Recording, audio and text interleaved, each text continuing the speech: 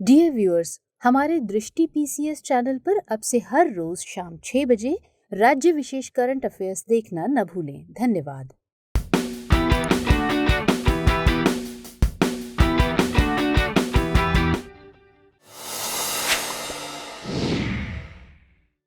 दृष्टि आइज के audio article programme में आपका स्वागत है।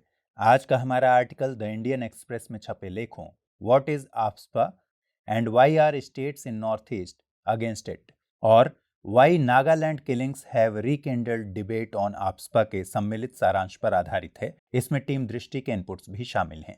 यह ऑडियो आर्टिकल जीएस पेपर 3 के आंतरिक सुरक्षा खंड से जुड़ा है। तो आइए लेख की शुरुआत करते हैं।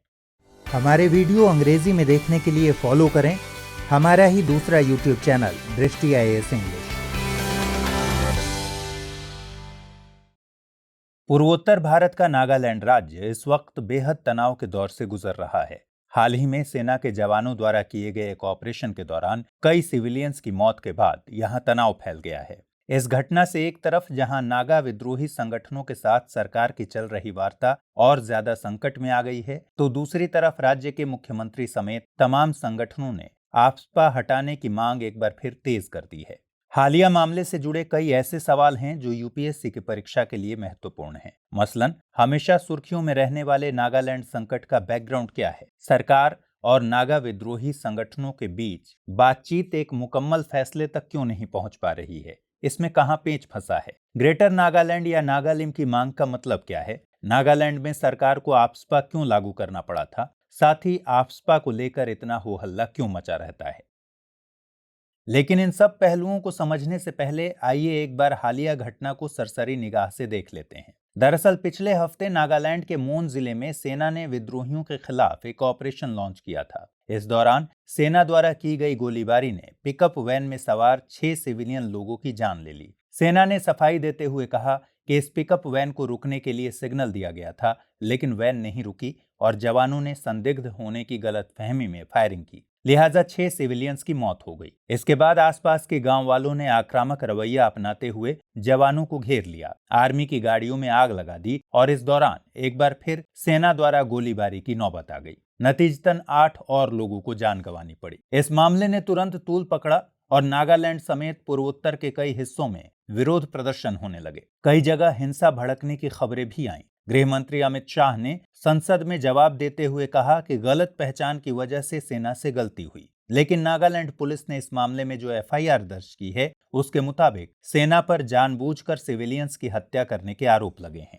इस पूरे मामले के बाद राज्य के मुख्यमंत्री नेफू रियो ने केंद्र सरकार से तुरंत आफ्सपा को हटाने की मांग की। साथ ही अलग नागा संविधान और झंडे की पुरानी मांग कर रहे विद्रोही संगठन भी सक्रिय हो गए। ये तो हुई हालिया घटना की बात। अब आइए उन सवालों पर जो इस पूरे मामले के बाद चर्चा में आए हैं।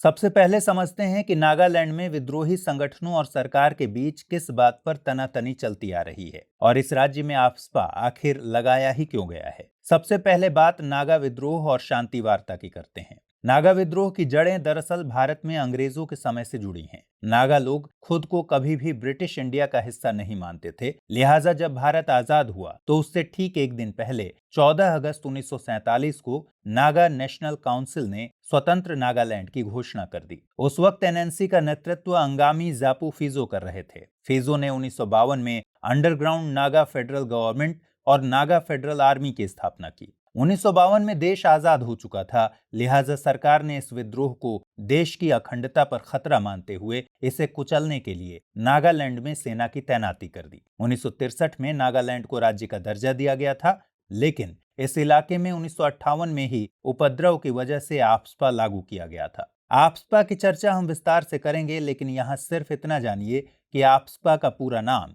Armed forces special powers act है और इसके तहत डिस्टर्ब्ड एरिया में सशस्त्र बलों को पब्लिक ऑर्डर बनाए रखने के लिए विशेष अधिकार दिए गए हैं। नागा विद्रोही संगठनों की शुरू से ही मांग रही है कि नागालैंड का स्वतंत्र संविधान हो और उनका झंडा अलग हो। साथ ही नागा ग्रुप्स लगातार नागालिम या ग्रेटर नागालैंड की मांग भी करते रहे हैं। ये संगठन चाहते हैं कि मणिपुर, असम और अरुणाचल प्रदेश के नागा बहुल इलाकों को मिलाकर अलग राज्य नागालैंड बनाया जाए। सरकार शुरू से ही इन मांगों को मानने से इनकार करती रही है। 1976 में कई सालों तक बातचीत करने के बाद सरकार और उपद्रवी संगठनों के बीच शिलोंग अकॉर्ड पर हस्ताक्षर हुए, लेकिन नागा नेशनल काउंसिल के कई नेताओं ने इसे मानने से इनकार कर दिया क्योंकि इसमें अलग संविधान और अलग झंडे की मांग को नहीं माना गया था। इनमें मुख्य रूप से 3 नेता थे, इसाक चिशिसु, थोइंगालेंग मुइवा और एसएस खापलांग। इन तीनों ने 80 के दशक में सशस्त्र विद्रोह को और ताकतवर बनाने के लिए नागा नेशनल काउंसिल से अलग होकर national socialist council of Nagaland यानी NSCN नाम का संगठन बना लिया। 1988 में खापलांग के अलग संगठन बना लेने से NSCN 2 हिस्सों में बट गया। एक बना NSCN-IM और दूसरा NSCN-K। NSCN-IM का नाम अभी के नागा वार्ता में मुख्य वार्ताकार संगठन के रूप में आपने कई बार सुना होगा। IM में I और M इसाक और मुइवा के नाम को बताते हैं। 1997 में भारत सरकार और NSCN-IM के बीच सीज फायर की सहमति बनी। 1997 के सीज फायर के बाद NSCN-IM और सरकार के बीच कई राउंड की बातचीत चलती रही। 2014 में इंटेलिजेंस ब्यूरो के स्पेशल डायरेक्टर पद से रिटायर हुए IPS RN रवि को नागा शांति वार्ता के लिए वार्ताकार बनाया गया। RN रवि को 2019 में नागालैंड का गवर्नर भी नियुक्त किया गया और इस वक्त वो तमिलनाडु के गवर्नर हैं। NSCN-IM और RN रवि के बीच कई राउंड की बातचीत के बाद आखिरकार 2015 में नागा शांति समझौते के लिए एक फ्रेमवर्क अग्रीमेंट पर करार हुआ, लेकिन यह फ्रेमवर्क अग्रीमेंट असल मायनों में किसी काम नहीं आया और विवाद के हत्थे चढ़ गया। इसलिए अभी तक सरकार और नागा संगठनों के बीच नागा पीस अकॉर्ड पर हस्ताक्षर नहीं हो पाया है। 2020 की शुरुआत में NSCN-IM ने कहा कि वो तब तक शांति समझौते पर बातचीत नहीं करेगा जब तक RN रवि वार्ताकार बने रहेंगे। 18 सितंबर 2021 को तमिलनाडु का गवर्नर बनने के बाद 22 सितंबर को RN रवि ने नागालैंड शांति वार्ता के वार्ताकार की भूमिका से इस्तीफा दे दिया है। अब सवाल है कि जब फ्रेमवर्क अग्रीमेंट पर सरकार और NSCN-IM तथा बाकी नागा ग्रुप्स के बीच सहमति बन गई थी तो नागा पीस अकॉर्ड क्यों साइन नहीं हो पाया? जानकारों का मानना है कि दरअसल यह फ्रेमवर्क अग्रीमेंट बहुत अस्पष्ट है और सरकार तथा NSCN-IM दोनों इसकी व्याख्या अपने अपने हिसाब से कर रहे हैं। इसके लिए अंग्रेजी में फ्रेमवर्क अग्रीमेंट के कुछ वाक्य यहाँ देखने होंगे। अग्रीमेंट के मुताबिक the government of India and NSCN respecting people's wishes for sharing sovereign power as defined in competencies, reached an agreement on the 3rd August 2015 as an honorable solution. It will provide for an enduring, inclusive new relationship of peaceful coexistence of the two entities. NSCN-IM का कहना है कि sharing sovereign power और को existence of the two entities से साफ है कि सरकार ने अलग नागा संविधान और नागा झंडे की मांग को मान लिया है। उसके मुताबिक सरकार के साथ इस बात पर सहमति बनी थी कि भारत के अंदर रहते हुए नागालैंड संप्रभु होगा और उसका अलग संविधान व झंडा होगा। दूसरी तरफ सरकार का कहना है कि इन मांगों को मानने का सवाल ही पैदा नहीं होता और हमने कभी भी इस शर्त को मंजूर नहीं किया है। फिलहाल इस शांति वार्ता को आगे बढ़ाने के लिए भारत सरकार की तरफ से इंटेलिजेंस ब्यूरो के पूर्व ऑफिसर AK मिश्रा को जिम्मेदारी दी गई है। आइए अब समझते हैं कि AFSPA क्या है। 1942 में भारत छोड़ो आंदोलन के दौरान अंग्रेजों ने armed forces special powers ordinance 1942 पास किया था। 11 सितंबर 1958 को आजाद भारत की संसद ने इसे एक्ट के तौर पर पास किया और सबसे पहले पूर्वोत्तर भारत में लागू किया गया। खास बात यह है कि इस बिल पर चर्चा का आधार भी नागा इंसर्जेंसी और पूर्वोत्तर भारत का डिस्टर्बेंस ही था। तत्कालीन प्रधानमंत्री जवाहरलाल नेहरू इस एक्ट के पक्ष में थे। यह एक्ट डिस्टर्ब्ड इलाकों को काबू में करने के लिए सशस्त्र बलों को विशेष शक्तियां देता है। यदि किसी एरिया में इस तरह के हालात पैदा हो गए हैं कि सशस्त्र बलों का इस्तेमाल बेहद जरूरी हो गया है तो सरकार ऐसे इलाकों को डिस्टर्ब एरिया घोषित कर सकती है। शुरुआत में डिस्टर्ब्ड इलाकों का निर्धारण करने की शक्ति राज्यों के पास थी, लेकिन 1972 में दायरा बढ़ाते हुए केंद्र सरकार को भी डिस्टर्ब एरिया घोषित करने का अधिकार मिला। आफ्सपा के सेक्शन 3 के मुताबिक केंद्र सरकार या राज्य का गवर्नर या संघ राज्य क्षेत्र का प्रशासक राज्य या संघ राज्य क्षेत्र के कुछ हिस्सों या पूरे हिस्से को डिस्टर्ब एरिया घोषित कर सकते हैं।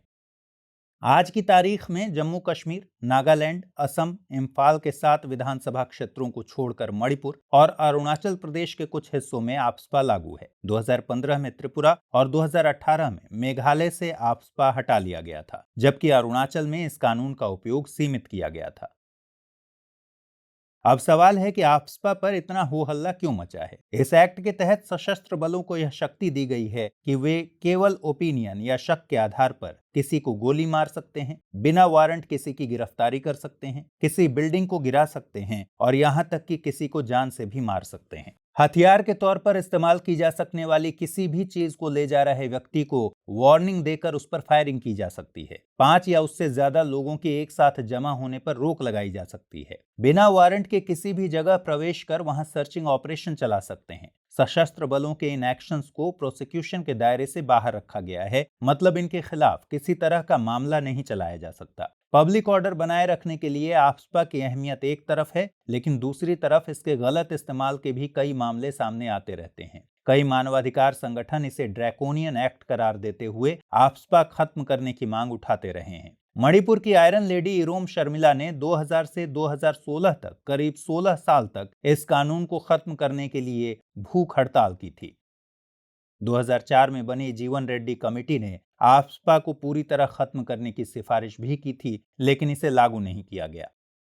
अब देखते हैं कि इस दिशा में सुप्रीम कोर्ट का क्या रुख है। आफ्सपा को लेकर सुप्रीम कोर्ट की संवैधानिक पीठ ने 1997 में कुछ महत्वपूर्ण गाइडलाइंस जारी की थी। इसके मुताबिक आफ्सपा के तहत कुछ निश्चित परिस्थितियों में ही सशस्त्र बलों द्वारा असीमित शक्तियों का प्रयोग किया जा सकता है। सुप्रीम कोर्ट ने साफ किया कि ऐसी स्थितियों में भी सबसे पहले चेतावनी देना जरूरी होगा, साथ ही मिनिमम पॉसिबल फोर्स का ही इस्तेमाल किया जाना चाहिए। इसके बाद आफ्सपा को चुनौती देते हुए मणिपुर की एक संस्था ने सुप्रीम कोर्ट में पिटीशन दायर किया था।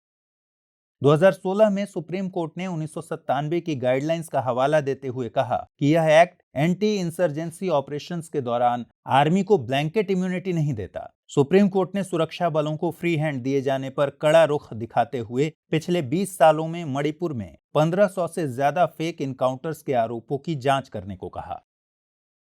ऐसे में देखना होगा कि आगे की राह क्या हो सकती है। नागालैंड की हालिया घटना ने नागा इंसर्जेंसी ग्रुप्स को आक्रामक होने का बड़ा मौका दे दिया है। पहले ही नागा युवाओं को वहां के कई संगठन अपने साथ मिलाने में कामयाब रहे हैं। अब इस घटना के नाम पर नागा युवाओं का ब्रेन वॉश करना इन संगठनों के लिए और आसान हो सकता है। ऐसे में नागा इंसर्जेंसी के और आक्रामक होने का खतरा है। हालांकि गृह मंत्रालय ने सेना द्वारा हुई गोलीबारी में सिविलियंस की मौत पर स्पेशल इन्वेस्टिगेशन टीम बना दी है, लेकिन देखने वाली बात होगी कि सरकार नागा लोगों को और वहां के इंसर्जेंसी ग्रुप्स को किस तरह कन्विंस करती है। जहां तक बात है नागा शांति वार्ता की, तो फ्रेमवर्क एग्रीमेंट में हुई गलतफहमियों को ठीक कर सरकार को ये स्पष्ट करना होगा कि किन मांगों को लेकर उनकी स्पष्ट अस्वीकृति है और किन मांगों के प्रति सरकार का रुख लचीला है। NSCN-IM और बाकी संगठनों को एक मंच पर लाकर सहमत करना सरकार के सामने सबसे बड़ी चुनौती है।